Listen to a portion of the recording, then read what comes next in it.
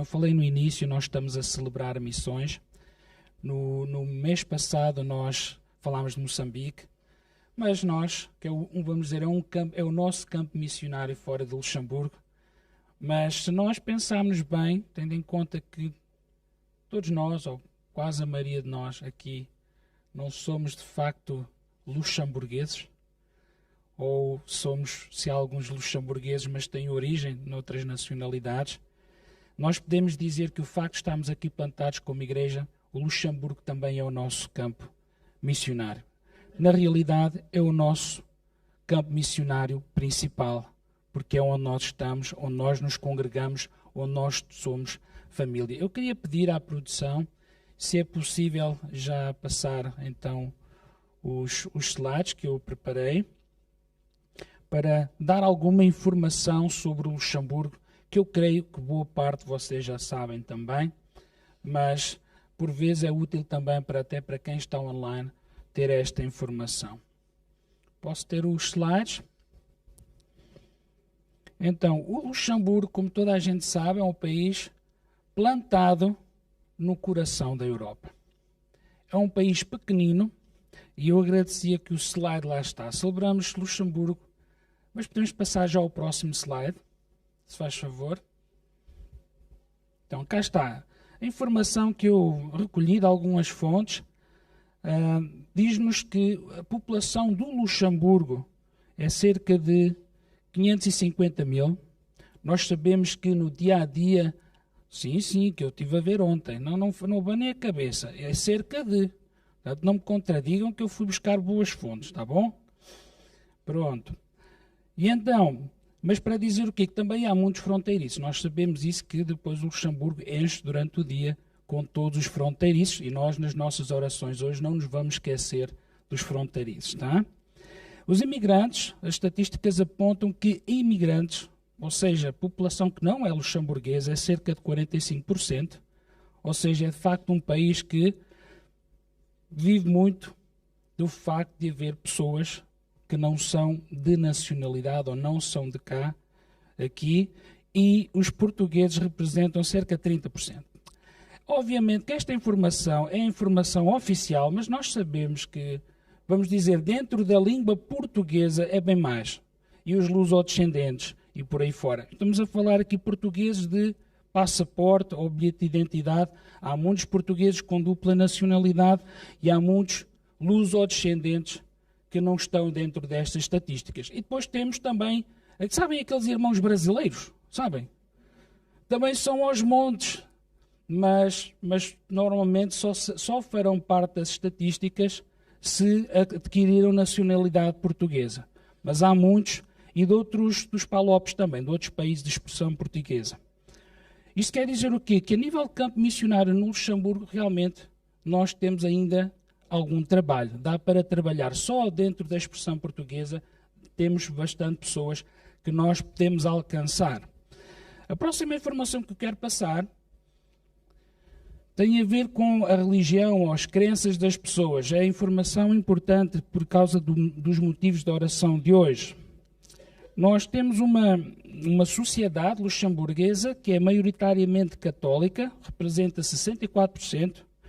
Depois há aqui um que é sem religião, 23%. A comunidade protestante, não interessa se é pentecostal ou não, e por aí fora, representa apenas 9%, e depois tem outros. Dos outros, sei que a maioria é islâmico. Isto são estatísticas.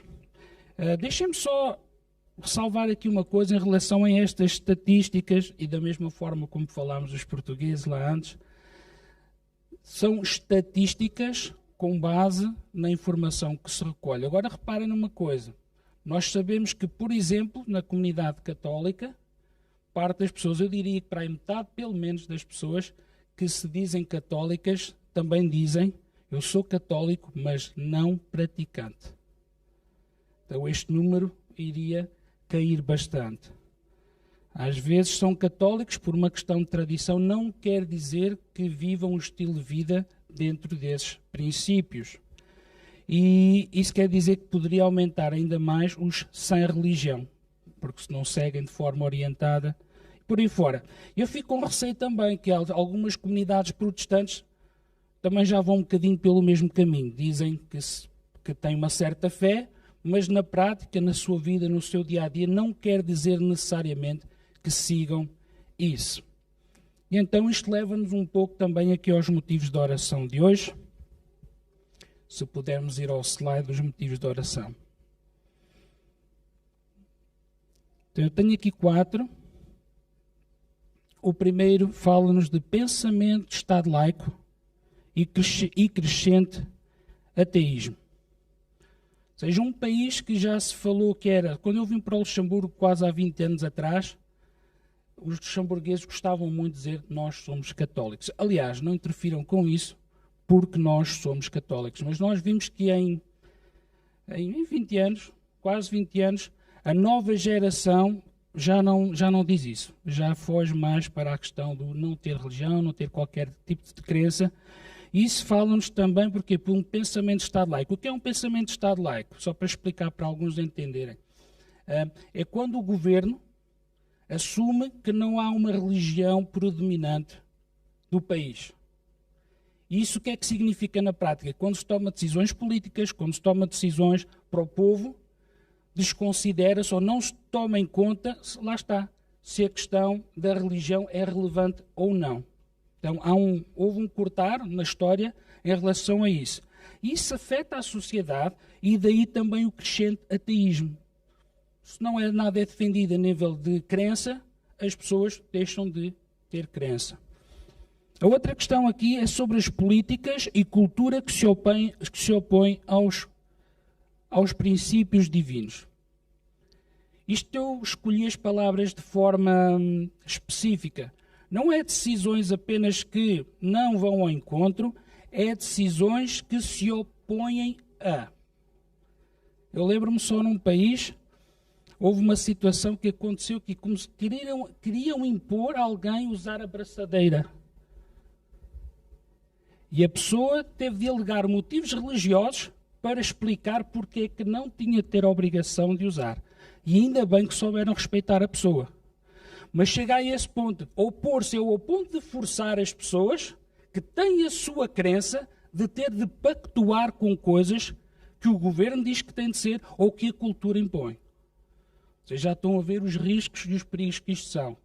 Uma pessoa tem de fazer valer de facto aquilo que crê, tem de estar muito seguro naquilo que crê, senão vai ter de ser obrigado a fazer como todos os outros fazem. Alô? Então precisamos de orar por isso. Um país que tem feito de Mamon o seu Deus. Eu acho que aqui não preciso explicar muito. Quando a cultura, quando as pessoas que vêm, e vêm obviamente por necessidade para ganhar a vida, por causa da dificuldade, há muito aquela situação, não é só amealhar, mas é quando se apanham com o dinheirito, já ficam a pensar que são reis e por aí fora. Então isso sobe, o dinheiro sobe à cabeça das pessoas e torna-se, de facto, o objetivo na vida das pessoas. E daí Mamon se tornar como sendo um Deus para a vida dessas pessoas. Então nós precisamos de orar sobre isso. A igreja adormecida, apática e dividida. Hoje nós tivemos a ouvir falar sobre um Cristo que morreu numa cruz por nós.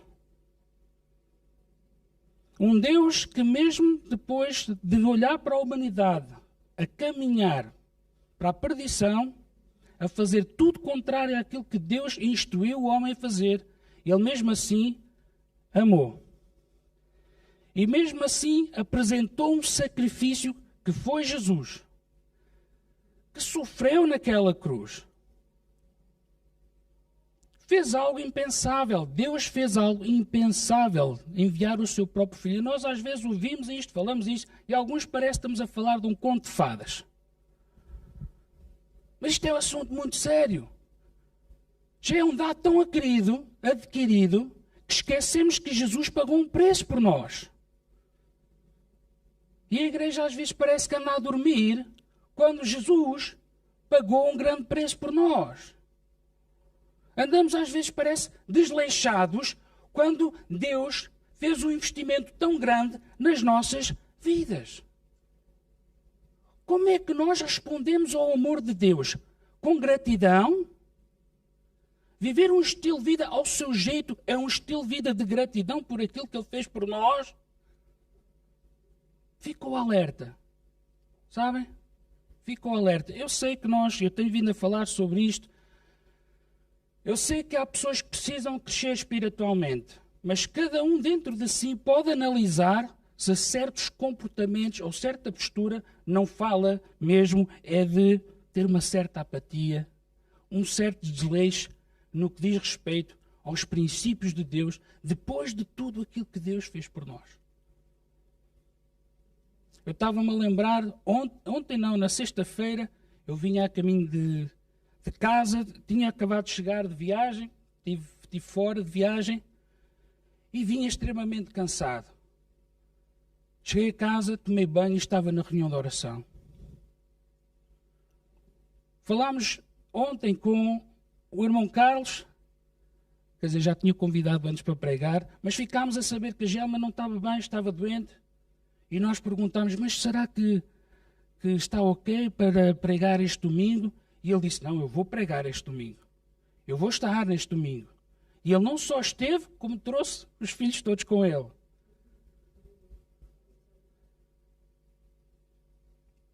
Era mais fácil não estar na reunião de oração. Acabei de chegar de viagem, estou cansado, acabei de tomar banho, nem sequer comi. Era tão mais fácil. Era tão mais fácil, não é? Ficar em casa, porque a esposa está doente, as crianças estão lá, tomar conta delas. Nem sequer, como é que uma pessoa que está a tomar conta de 4 crianças tem que preparar uma mensagem? Dava jeito ficar para adiar. Mas ele sabia que a mensagem de Deus era para ser entregue hoje, não era para a semana que vem. Alô, igreja. E eu deixem-me dizer uma coisa já, agora estou a pregar e isto hoje não vai terminar a hora habitual. Eu peço desculpa, portanto, tirem já daí a ideia, tá bom? Mas, irmãos, é preciso pagar um preço também. Igreja adormecida, olha, que não seja a família CCR. Igreja apática, que não seja a família CCR. Igreja dividida, que não seja a família CCR. Que nós possamos tomar lugar. Nós ainda há pouco vimos falar de falta ou de perdão, da importância. Um bom exemplo de perdão. Conseguir até estar com a pessoa. No dia a dia o assunto resolveu-se.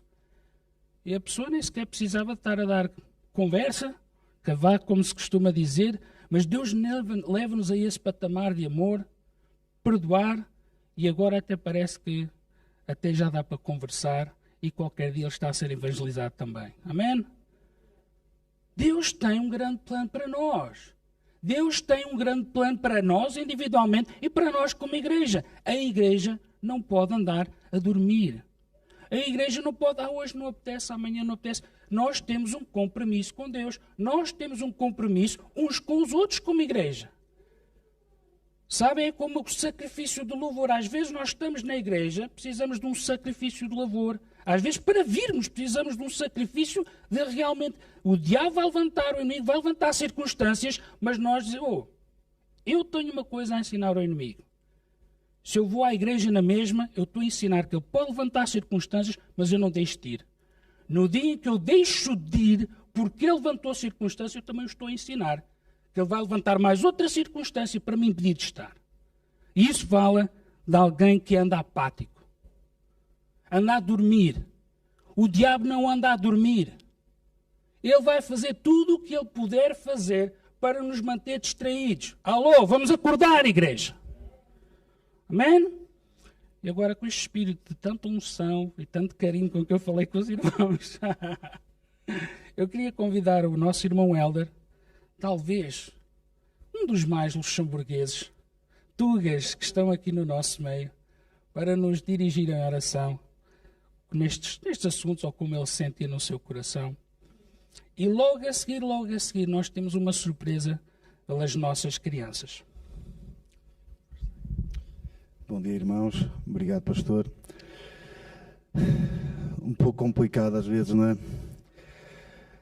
Ter que assumir uma oração assim, mas o tema é muito forte e Assim, como alguns sabem, pastor, peço perdão, mas não estava previsto. Eu sou funcionário público e uma das questões que eu vejo aqui tem muito a ver também com o meu trabalho. São coisas que a gente vê no dia a dia. E realmente, quando a gente pensa que o Luxemburgo, a política no Luxemburgo hoje em dia deixou de ser baseada na igreja, porque era baseada na igreja. Há alguns tempos atrás, as decisões que eram tomadas eram baseadas pelas crenças, talvez não diretamente naquilo que a gente acredita, mas sobretudo na Igreja Católica, e havia um poder.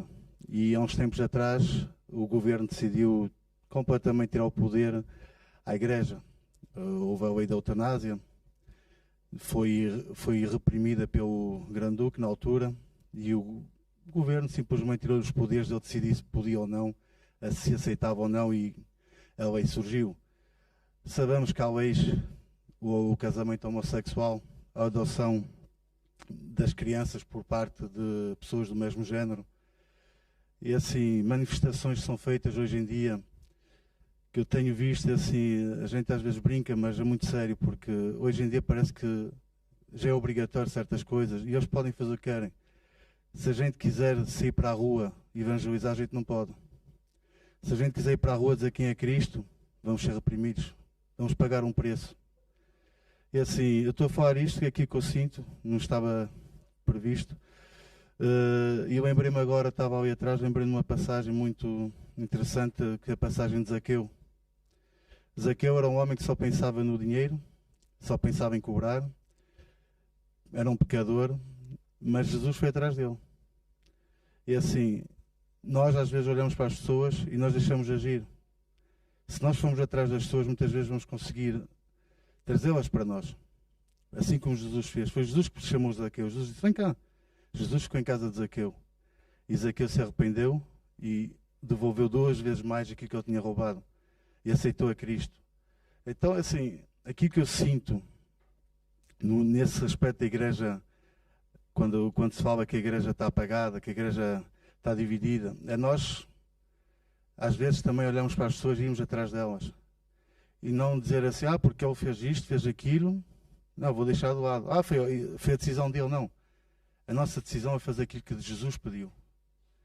Então, eu vou orar e só gostaria de deixar estes pensamentos com a igreja porque achei que compartilhar isto, senti compartilhar isto. Então, vamos então orar. Pai amado, hoje mesmo, Pai, diante de Ti, Pai, trago a Ti, juntamente com a igreja, estes casos, Pai. Eu oro agora, Pai, para que haja o entendimento da parte do governo, Pai, em que não se pode simplesmente separar a igreja, Pai, das decisões que têm a ser tomadas, mas tem que haver um propósito, Pai. Tem que haver um linear, Pai, entre aquilo que é tomado por parte do governo, Pai, tem que coincidir com aquilo que Deus propôs na vida de cada um de nós, Pai. Que o governo deixe de tomar decisões só por si, Pai.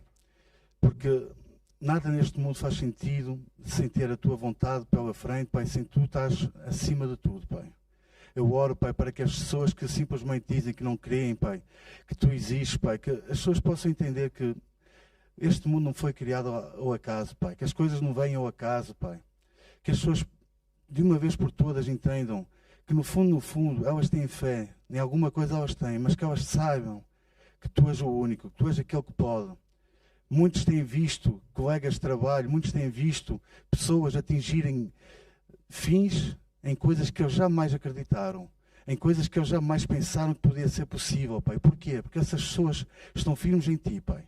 E é isso que eu oro, Pai, que cada um de nós, nas nossas decisões, nas nossas atitudes, Pai, possamos levar a essas pessoas que se dizem ateus, Pai, essas pessoas que dizem que não acreditam que existe um Deus, que nós possamos levar a eles, Pai, o contrário, Pai, que nós possamos comprovar nas nossas atitudes, Pai, nas nossas conquistas, Pai, que não é para a nossa glória, mas para a Tua glória, Pai, mas que essas pessoas possam ver em nós e dizer assim, eu nunca tinha visto isto antes, eu não sei como é que isto foi possível.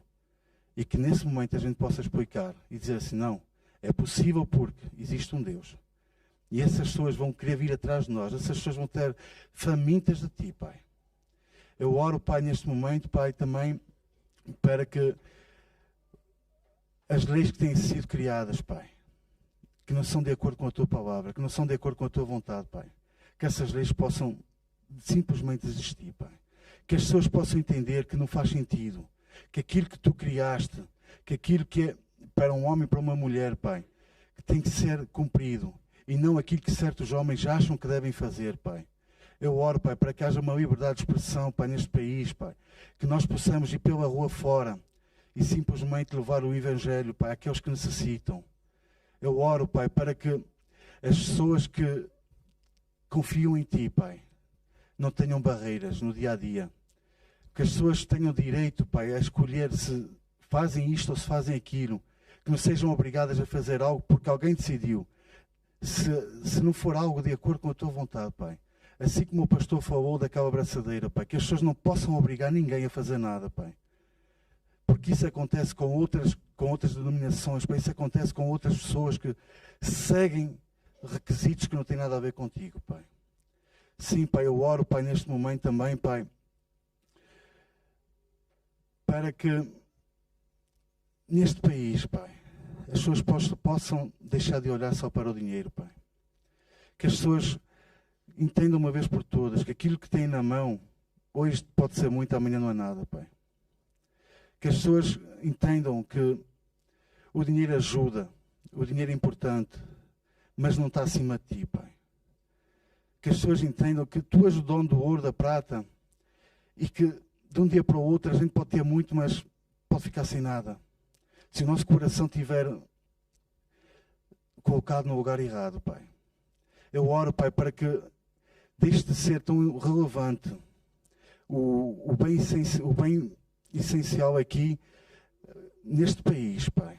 Que as pessoas deixem de se preocupar com os carros, com as casas, Pai. Fazem falta, claro. Mas que, acima de tudo, que as pessoas possam se preocupar contigo, Pai. Em Te buscar, em Te ouvir, em saber quem Tu és. E com isso, Pai, as pessoas vão ter riquezas também, Pai. Mas a maior riqueza que elas possam ter é ter-Te em primeiro lugar. Saber qual é o Teu propósito para a vida de cada um, Pai. Sim, Pai, eu oro, Pai. Eu clamo a Ti também, Pai, pela igreja. A igreja em geral aqui no Luxemburgo, Pai. Para que a igreja possa ser unida. Para que a igreja possa viver num propósito só. Que a igreja possa se unir para proclamar o Evangelho. Para espalhar as boas novas, Pai. Para levar Cristo aos que não conhecem. Que a igreja deixe de se preocupar em saber se depois vai para o céu, se não vai, se esta denominação é que está certa, se é aquela, se deve fazer assim, se deve fazer assado. Não, que se unam num propósito que é Cristo. Que dentro da própria igreja, Pai, haja união. Que sejamos todos família. Que haja amor, Pai. Eu oro, Pai, neste momento, Pai. E clamo a Ti, Pai, para que nos deixe sabedoria a cada dia mais, Pai. Para que nós possamos evangelizar o Luxemburgo, Pai. Eu oro, Pai, porque, assim como o pastor falou, existem diariamente milhares de fronteiriços a entrar nesta nação. E se nós conseguirmos atingir o Luxemburgo, e aqueles que entram aqui, nós vamos conseguir atingir a França, a Alemanha, a Bélgica. Sim, Pai. No nosso dia a dia, no trabalho, Pai, nas compras, aonde quer que a gente for, Pai, temos contato com pessoas de vários países, de várias nacionalidades, Pai. E eu oro neste momento para que nos ajudes a nós, aqui presentes, e a nós, igreja em geral, para que, com um ato, possamos atingir a vida de pessoas. E que Tu nos guies a cada dia, Pai. Em nome de Jesus Cristo, te agradeço, Pai. Amém.